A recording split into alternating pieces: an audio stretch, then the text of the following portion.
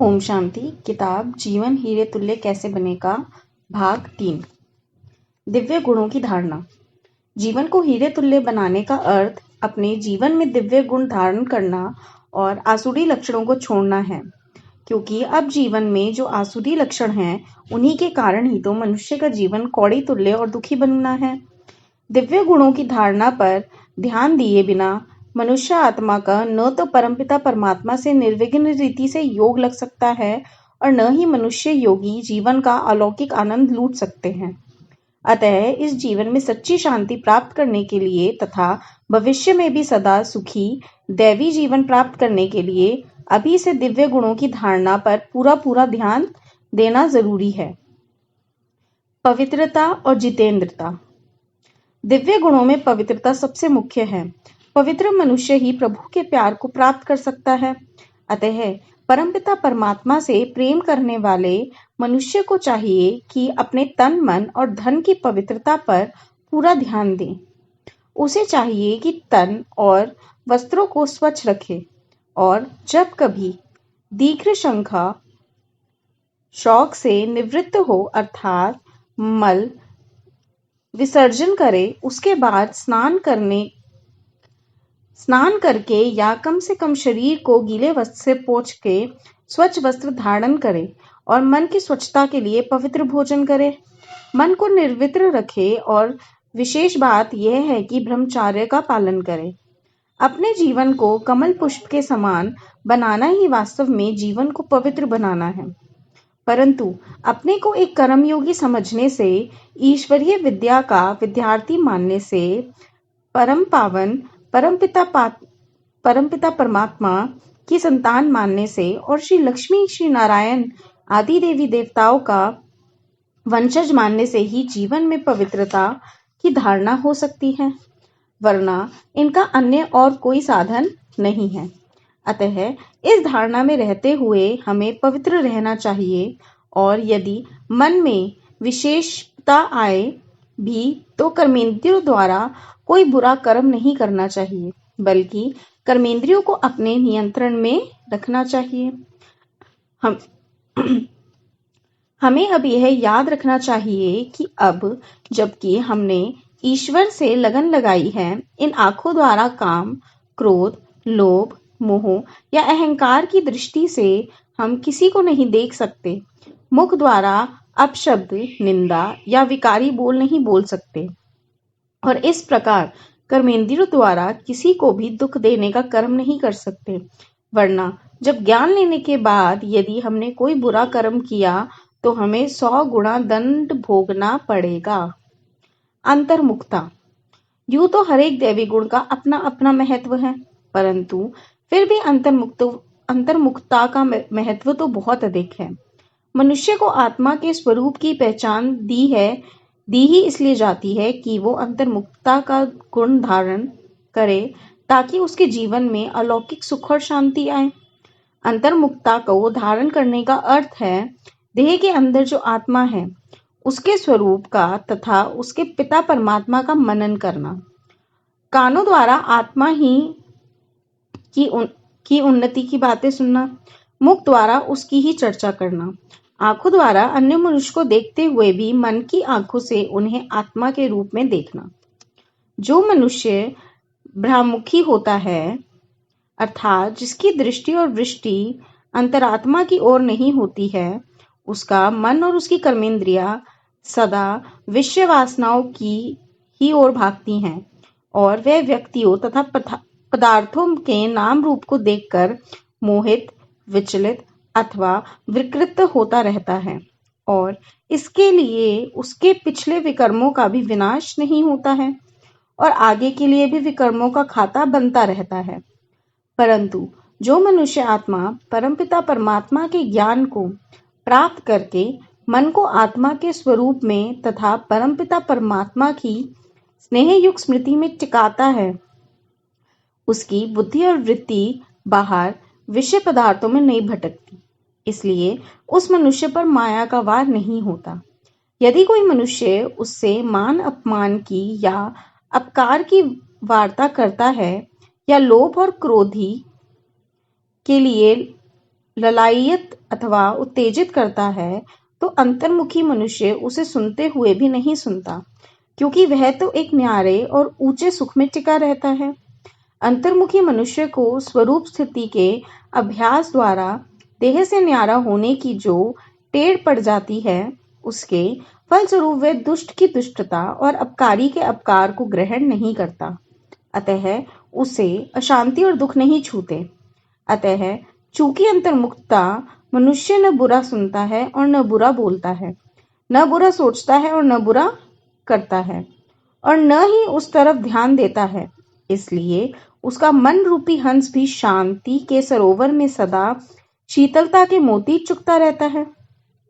इसलिए अब हमें चाहिए कि हम भी हीरे तुल्य अनमोल गुण अंतर्मुखता को ग्रहण करके अपने जीवन को हीरे तुल्य बनाएं, क्योंकि इससे ही जीवन में सहनशीलता आदि गुण भी आते हैं और जीवन दिव्य भी बनता है। सहनशीलता। ज्ञान मार्ग पर चलते चलते अनेक प्रकार की जो विपरीत परिस्थितियां सामने आती हैं और लोगों से जो निंदा या कटु आलोचना सुननी पड़ती है, उसे सहन करने में भी हमें अपना कल्याण मानना चाहिए, क्योंकि ये हमारी ही परीक्षा के लिए आती है, ताकि हम देख सकें कि हमारे मन में अभी क्रोध या आवेश के संस्कार तो नहीं हैं, और परमपिता परमात्मा से हमारी लगन इतनी कच्ची तो नहीं है कि हम थोड़ी सी कठिनाइयों के घेरे में फंसकर अपने लक्ष्य से हट जाते हैं। अतः हमें सब प्रकार की परिस्थितियों को परमात्मा के स्नेह में सहन करना चाहिए और यह सोचना चाहिए कि जबकि लौकिक नातों में भी मनुष्य अपने मित्र संबंधियों के लिए अथवा किसी कार्य में सफलता प्राप्त करने के लिए बहुत बड़ी कठिनाइयां सहन कर लेता है, तो क्या हम अपने परमपिता परमात्मा के स्नेह के लिए अथवा अपने जीवन को ऊंचा उठाने तथा भविष्य में अतुल प्राप्ति करने के लिए थोड़ा सा कुछ सहन नहीं कर सकते? हमारे मार्ग में तन मन धन की जो परीक्षाएं अथवा विघ्न आए, हमें यह सोचकर उन्हें खुशी खुशी से सहन करना चाहिए कि ये तो हमारे अपने ही पूर्व कर्मों का प्रारब्ध के रूप में हमारे सामने आ रहे हैं, तो हम क्यों ना एक बार इनका सामना करके सदा के लिए इनसे छुटकारा पा लें। हमें दूसरों के अवगुणों तथा बुरे कर्मों को देखकर स्वयं उत्तेजित या क्रोधावंती नहीं होना चाहिए, बल्कि सदा अपने इस लक्ष्य को सामने रखना चाहिए कि हमें तो अपना जीवन हीरे तुल्य बनाना है, हमें तो गुण ग्राहक बनना है, अवगुणों को तो अपने जीवन से निकालना है। गुण ग्राहकता। हमें यह सोचना चाहिए कि हर एक मनुष्य में अवगुण के अतिरिक्त कुछ गुण भी तो हुआ करते हैं। अतः मुझे उन गुणों को ही देखकर उन्हें अपने जीवन में धारण करना है। मैं दूसरों के अवगुणों का ग्राहक नहीं बनूंगा, बल्कि गुण रूपी रत्नों ही का ग्राहक बनूंगा। मनुष्य को यह तो मालूम नहीं कि किस क्षण उसके जीवन का अंत हो जाए, अतः मैं दूसरे के दोषों का चिंतन नहीं करूंगा ताकि कहीं मेरी दुर्गति न हो जाए। दूसरे मनुष्य में जो दोष है उसका दंड वे पाएंगे, मैं उन दोषों का चिंतन करके दोषी और दुखी का भागी क्यों बनूं? मैं तो अब दूसरों के अवगुणों को न देखकर स्वयं सदा प्रफुल्लित और हर्षित रहूंगा और उन्हें मीठी दृष्टि से देखूंगा और उनका शुभ चिंतक बनकर उनके दोष को दूर करने का प्रयास करूंगा, परंतु स्वयं को उनके अवगुणों से दुखी नहीं करूंगा। यदि मुझे दूसरे किसी का दोष दिखाई दे भी जाएगा तो भी मैं अपने मन को टटोल कर देखूंगा कि किसी हद तक वह अवगुण मुझ में छिपा हुआ तो नहीं है। मैं तो परमपिता परमात्मा के गुणों का ग्राहक हूँ, मैं मनुष्यों के अवगुणों का ग्राहक नहीं हूँ। अवगुणों से तो मैं निकलना चाहता हूँ, फिर भला मैं उनके अवगुणों का दर्शन क्यों करूं? मैं तो अब प्रभु के अर्पण हो चुका हूँ और इसलिए अब अपने में अवगुण लाने का पाप नहीं कर सकता। अर्पणमयता। अपने जीवन से विषय विकारों को और आसुरी गुणों को निकालने के लिए सबसे प्रमुख युक्ति है परमपिता परमात्मा के प्रति अर्पणमयता। अब हम जैसे भी हैं, हमें इसी क्षण से लेकर यह समझना चाहिए कि मेरा तो कुछ भी नहीं, बल्कि मैं अपना सब कुछ परमपिता परमात्मा शिव पर अर्पण करता हूँ। अब हमें यह निश्चय करना चाहिए कि अब मेरा तन, मन और धन सब परमपिता परमात्मा का ही है, अर्थात अब इन्हें उनकी बनाई हुई आज्ञाओं के अनुकूल चलाना है। जो भी मनुष्य अपने जीवन को हीरे तुल्य बनाना चाहते हैं, उसे चाहिए कि अपना कौड़ी तुल्य जीवन परमात्मा के अर्पण करके अब सब कुछ ईश्वरीय की अमानत समझें और उसे पवित्र आचरण से अर्थात निर्विकारी रीति से कर्तव्य पालन में तथा ईश्वरीय सेवा में लगाएं। इस तरीके से मनुष्य अपने तन, मन और धन की ममता मिटा सकता है और अपने संबंधियों में जो मोह है वह भी हटा सकता है, वरना मनुष्य की बुद्धि अपने तन, मन, धन और संबंधियों की तरफ जाती रहेगी और वह ईश्वरीय स्मृति में उच्च स्थिति नहीं प्राप्त कर सकेगा। अतः घर संबंधियों और धन में ममता और मोह को मिटाने के लिए जंगल में जाने की आवश्यकता नहीं है, बल्कि इन्हें परमपिता परमात्मा को अर्पण करके स्वयं को निमित्त मानना ही सर्वश्रेष्ठ युक्ति है। इससे मनुष्य के जीवन से विकार और कड़वापन मिट जाता है और उसके स्थान पर पवित्रता तथा मधुरता आती है। मधुरता। ईश्वरीय ज्ञान द्वारा जीवन में मधुरता आना स्वाभाविक है, क्योंकि यह ज्ञान ही है माया के कड़वेपन अथवा विषय को निकालने के लिए। परंतु यह मधुरता तभी आ सकती है जब मनुष्य इस सृष्टि को एक विराट नाटक की दृष्टि से साक्षी होकर देखे और यह समझे कि बनी बनाई ही बन रही है और सब अपने अपने विभिन्न संस्कारों ही के अनुसार अपना पाठ बजा रहे हैं। इस रहस्य को समझने से मनुष्य दूसरों से कड़वा नहीं बोलता, बल्कि उसके कल्याण के विचार से उन्हें भी ज्ञान के मधुर बोल, दिव्य गुणों की मीठी मीठी बातें और परमपिता परमात्मा के मधुमेह चरित्र ही सुनाता है और स्वयं भी गदगद होता है तथा दूसरों को भी इससे आनंदित करता है। वह दूसरे मनुष्यों पर कड़वे शब्द रूपी पत्थर नहीं मारता, बल्कि ज्ञान के मधुर बोल रूपी पुष्पों से ही उनकी झोली भर देता है। मनुष्य के स्वभाव में कड़वापन तो विकारों के ही कारण होता है। इन्हीं के कारण वह दूसरों को अपना शत्रु, अपकारी, अकल्याणकारी अथवा हानिकारक मानता है। परंतु जब वह मनुष्य ज्ञान के इस अनमोल रहस्य को समझ जाता है कि आत्मा का शत्रु तो उसके अपने ही बुरे कर्म अथवा विकार है, जो दूसरों के द्वारा प्रारब्ध के रूप में सामने आते हैं, तो वह दूसरों को अपना शत्रु नहीं मानता, बल्कि अपने ही कर्मों को श्रेष्ठ बनाने की कोशिश करता है और स्वयं में ही प्रेम, सद्भावना और सद्गुण लाकर माया रूपी शत्रु को सदा के लिए जीतने का पुरुषार्थ करता है। वह अपनी मधुरता से दूसरों को भी आकृष्ट करके ईश्वर की ओर उनका ध्यान खिंचवाने का प्रयत्न करता है। हर्षित मुक्ता। ज्ञान लेने के बाद और यह निश्चय करने के बाद कि मैं तो त्रिलोकीनाथ, सर्वशक्तिवान, पतित पावन, शांति और आनंद के सागर, स्वर्ग के राज्य भाग्य विधाता परमपिता परमात्मा शिव की संतान हूँ। हमारे मुख पर कभी भी शोक अथवा चिंता के चिन्ह नहीं आने चाहिए, जबकि सर्वसमर्थ परम पिता, परम शिक्षक और परम सद्गुरु परमात्मा हमें शांति धाम और वैकुंठ में ले जा रहे हैं, तो हमारे हर्ष का पारावार नहीं रहना चाहिए। जबकि हम पवित्र और योगयुक्त बन रहे हैं और अपने भाग्य को भी बहुत ऊंचा बना रहे हैं, तब तो चिंता अथवा शोक की बात ही क्या रह जाती है। यदि हमारे सामने कोई दुर्घटना, कोई रोग, कोई हानि आदि की परिस्थितियां आती भी हैं, तो भी ज्ञान के आधार पर हमें यही सोचना चाहिए कि यह तो हमें आखिरी सलाम करने आई हैं।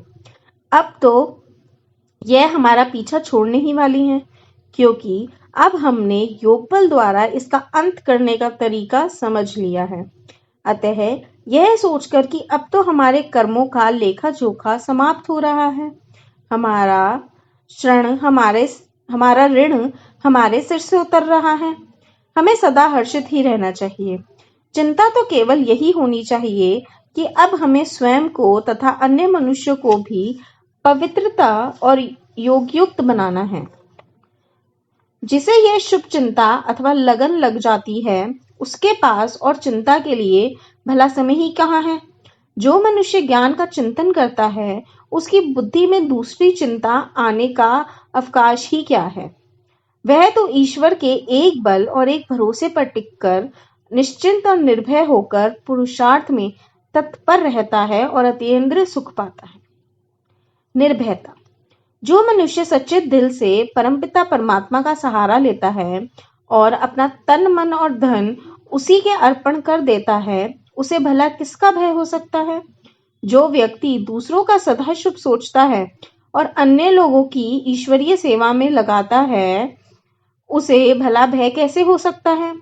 भय उसको होता है जो स्वयं को आत्मा निश्चय न कर देह मानता हो अथवा जिसकी किसी वस्तु में ममता हो, वरना सर्वशक्तिमान परमपिता परमात्मा की शरण लेने वाला व्यक्ति अडोलचित और निर्भय होकर विचरता और ज्ञान के इसी मधुर रहस्य के मनन चिंतन में ही रहता है कि जो कुछ होना है वह तो होकर ही रहेगा और होगा भी वही जो मेरे पूर्व कर्मों का फल होगा। इसलिए मुझे किसी भी परिणाम से भयभीत न होकर अपने कर्तव्य को ठीक रीति से करते रहना चाहिए और शेष के लिए रक्षक परमपिता परमात्मा ही की सहायता पर निर्भय रहना चाहिए और साक्षी होकर कर्तव्य करते चलते रहना चाहिए। साक्षी होकर जीवन व्यतीत करने से ही जीवन प्यारा और न्यारा बनता है। साक्षी मनुष्य पर हर्ष शोक अथवा मान अपमान की परछाई नहीं पड़ती है। साक्षी मनुष्य इसी जीवन में जो आनंद ले सकता है, वह करोड़पति व्यक्ति भी नहीं ले सकता। परंतु मनुष्य की अवस्था साक्षीपन को तभी हो सकती है जब वह इस संसार को इस प्रकार देखे जैसे कि यह एक विराट नाटक धीरे धीरे चल रहा है और इसमें भिन्न भिन्न नाम रूप वाले एक्टर एक बनी बनाई योजना के अनुसार अपना अपना पार्ट अदा कर रहे हैं और वह उन्हें साक्षी होकर देख रहा है। वह अपने जीवन में आने वाली घटनाओं को भी नाटक की घटनाएं ही समझ स्वयं को भी उनका साक्षी माने, तभी वह सदा आनंद की स्थिति अथवा सदा नारायणी नशे में रह सकता है।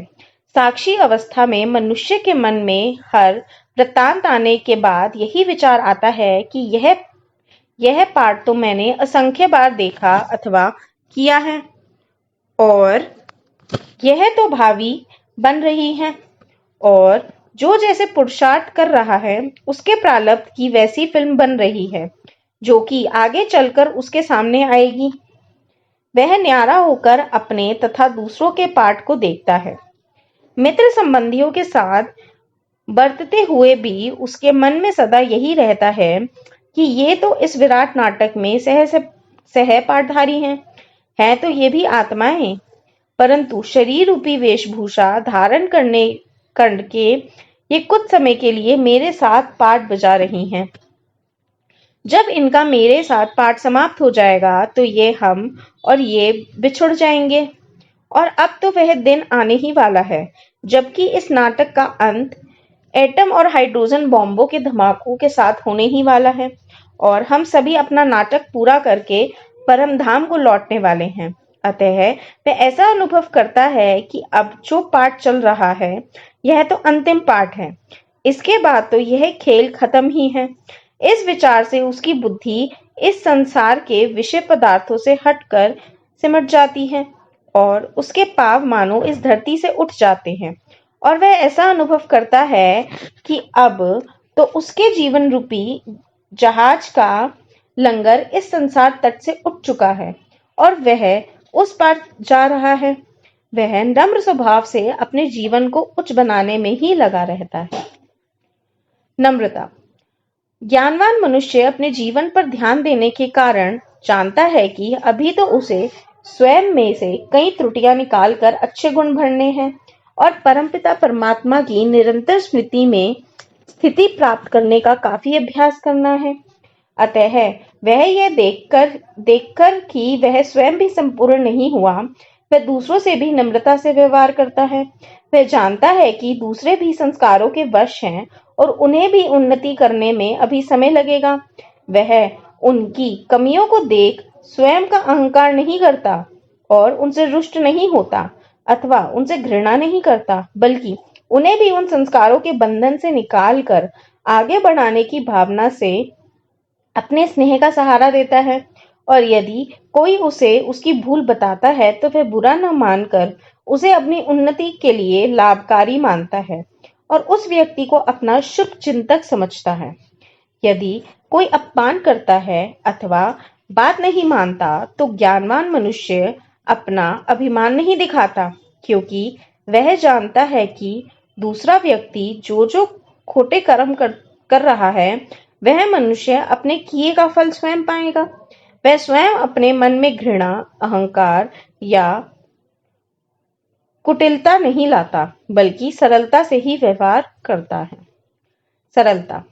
मनुष्य के मन की सरलता और सच्चाई पर ही सच्चा साहिब परमात्मा राजी होता है। मनुष्य जितना सच्चा, सरल स्वभाव और निष्कपट और स्पष्ट होता है, उसे परमपिता परमात्मा के स्वरूप का अनुभव भी उतना ही स्पष्ट होता है। मनुष्य के मन की सरलता ही परमात्मा को भी उसकी ओर खींचती है तथा अन्य मनुष्य को उसकी ओर आकर्षित करती है।